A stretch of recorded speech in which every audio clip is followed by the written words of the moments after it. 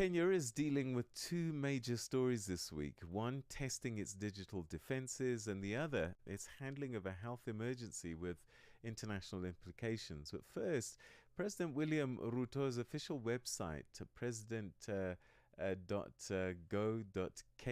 was hacked on Saturday, with attackers defacing the homepage and demanding a ransom of 5 Bitcoin, and that's worth around 41 million Kenyan shillings. Under threat of leaking government information, it's the second such attack in under a year after a coordinated hack on multiple government ministry websites in November last year. Now, the government says that no sensitive data has been confirmed stolen, and investigations are ongoing. Let's cross now to our Kenya correspondent, Alex Kairie, to get a little bit more on this. Alex, thanks very much indeed for joining us. What's the latest on this investigation into this hack on the president's website? I mean, it's quite alarming. Quite alarming, interestingly, but so far the government has managed to restore the website. This happened yesterday afternoon, and this is coming at a time when the minister in charge of this, William Kabogo, says that no sensitive information was accessed by the hackers. But still, as you indicated, it is bringing up this issue of cybersecurity in the country, coming almost a year, because the last one happened in November 2025, that's last year, after several ministry websites were accessed by suspected Sudanese hackers due to Kenya's alleged involvement in the conflict over there by supporting one of the combatants, that's RSF. But so many questions are also being raised on the same, with so many now alarmed by the outcome of a small election that happened in the central regions, in which the government seemingly tried to rig the elections in favor of its candidate. But all in all, as they say, it is all well now. And so far, I checked the website last evening, and all features have been restored, and there is no sign that there is anything that could have gone wrong on the same. But as I indicated, the ministry says nothing was accessed. But we know that this also in itself calls to question our ability to protect our data in terms of cyber issues, and in itself, including the IEBC, that's the Independent Electoral Commission's website, which could easily be accessed, because if this is what is happening on State House, then this shows that any other website in the country can be breached by forces within and without the country. Ndoro. Are there any indications at all of who might be behind this, and what if we know if ransom has been paid or the deadline has passed?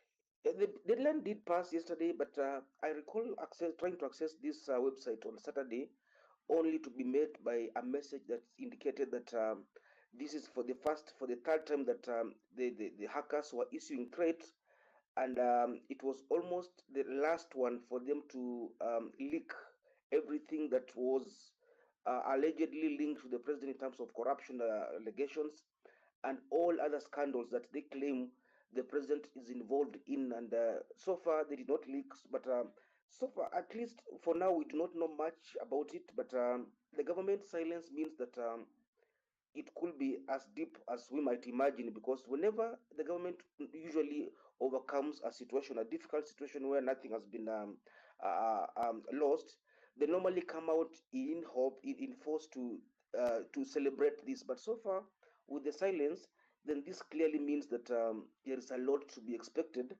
unsaid or rather unspoken though.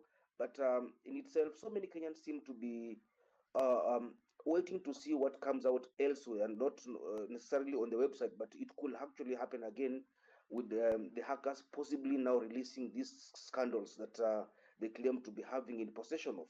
Peter. So the authorities are saying that nothing was accessed of a sensitive nature. So I suppose if details start emerging, then they're going to be found wanting. In fact, lying is probably an appropriate word. What do people believe at the moment, that nothing was hacked? That part of lying is the thing because this is what this government is known for, and this has created a lot of cynicism on from Kenyans. Very few Kenyans will buy whatever they say on face value until the truth comes out. So many Kenyans are just waiting to see what will emerge from it now that the government claims silently to have managed the situation. But still, that also brings to question the state of our cyber security coming days or other months after the passing of the cyber crimes law, which many Kenyans feel like it is targeting the weak, unarmed, and the vocal activists online, but seemingly not really taking care of its own sensitive information to the effect that it now brings to the question our ability as a nation to protect our data online, while at the same time using the same law to frustrate those who are critical of the government. Peter. Alex, let's turn to another story that's been generating some strong reaction in Kenya, and this one's linked to the Ebola outbreak in neighboring DRC. 7 American aid workers who'd been responding to the Ebola outbreak in the DRC are now quarantining at a US built facility in Laikipia Air Base in central Kenya. Just to give us, our listeners in particular, a full picture, why is this facility so controversial in Kenya? No, this facility was constructed by the American government after having granted the Kenyan government around $1.5 million, allegedly to fight or to prepare for the any possibility of an outbreak of the Ebola in the country.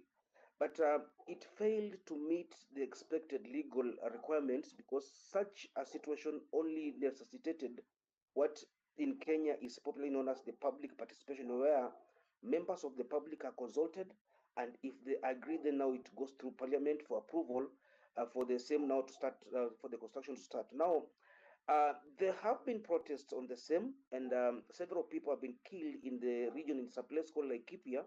It's a county, but there is also an airbase that was constructed there years back. It stands or rather lies hand in hand, or just besides the controversial British airbase called Batuk, which has also been one of the most contested due to the human rights violations associated to the same.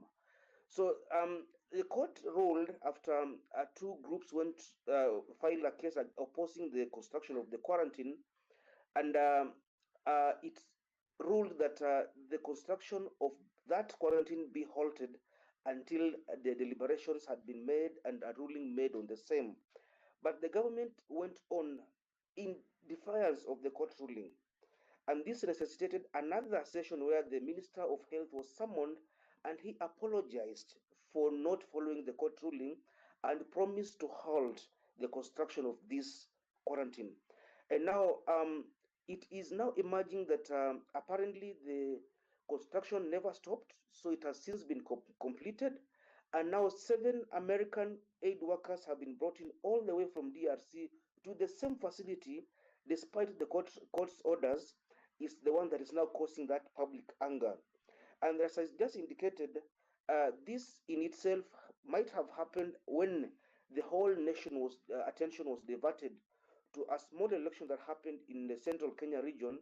And as it is now emerging, most Kenyans are now started to realize that whenever there is a controversial event happening, the president uses the same as a smokescreen now to implement his own legal, rather legal or illegal or Right. controversial decisions which are opposed by the members of the public in the country.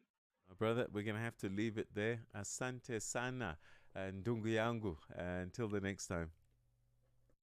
Nashukuru sana ndugu yangu, jambo. All right, that's Alex Kairie, our correspondent in Kenya, giving us an update there on two big stories in the country. One, cybersecurity, and the other, this controversial Ebola quarantine facility. We'll keep on top of that story for you. Keep Africa in your hands. Connect to our website for all your news, sports, and